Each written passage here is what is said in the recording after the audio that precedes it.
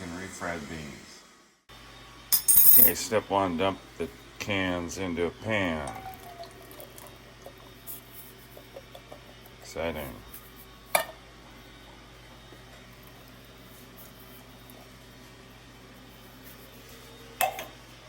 Turn it on to, I don't know, medium high, doesn't really matter at the beginning. And then start smashing them with a fork. Okay, after they're smashed, however much you want, this took me a couple of minutes.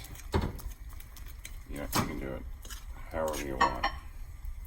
And I stick in some spices, big pinch of pepper, bunch of garlic,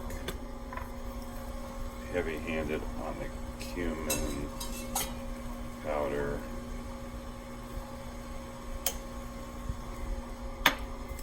salt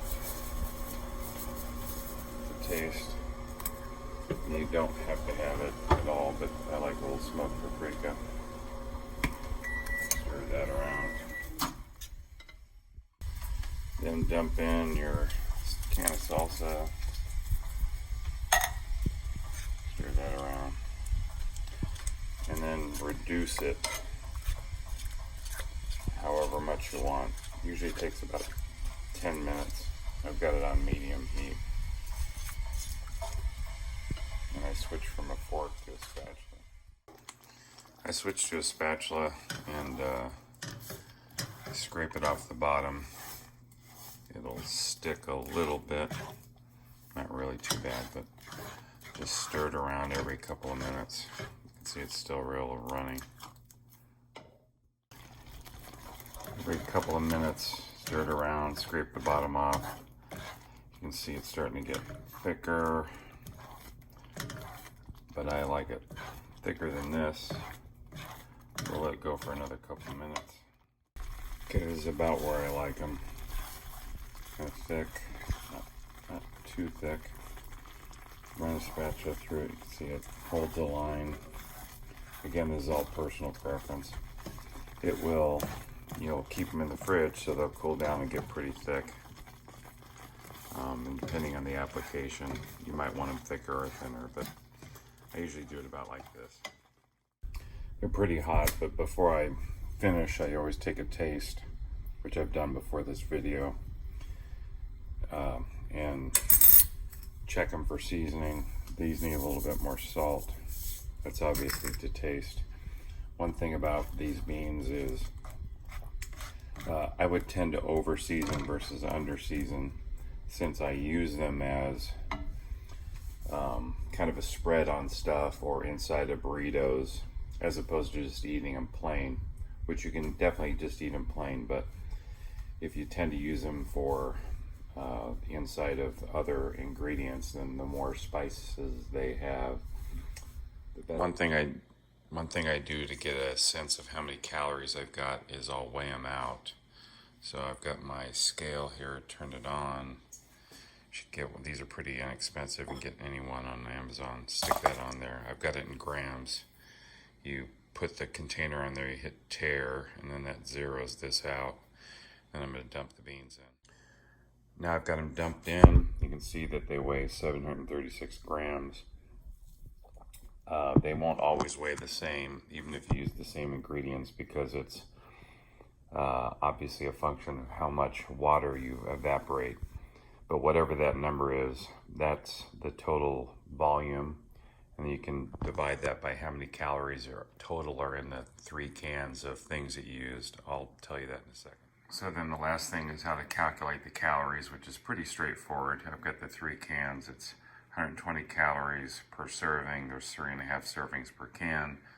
This is 110, 3.5 servings. And that's 10 for 6 servings. So I just did a simple thing that showed how many calories per servings. I showed you that. Number of servings per container, and then you just multiply that times that. You get these numbers, and you add them up, and there's 865 calories in this whole bowl of beans. That from the prior video, I think was about 765 grams. So that way you can do some math on how many calories per gram you have in these finished beans. And I'll show you maybe like 100 grams worth, and we can do the calculation there. That bowl, zeroed it out like I did before, and here's this. That's a teaspoon, regular teaspoon. One big teaspoon, looks like it's about 39 grams. So a couple of teaspoons, that's like 75. So that'll give you, that's about the amount I would put on a burrito, you know, that spread over it. If you want to see what 100 grams looks like, it's probably about like that, a little bit too much. Either way, just measure out how much you have. So let's say that's 95 grams. So hold on there. Okay, so that pretty big serving size, 96 grams. Ignore the Roomba over there.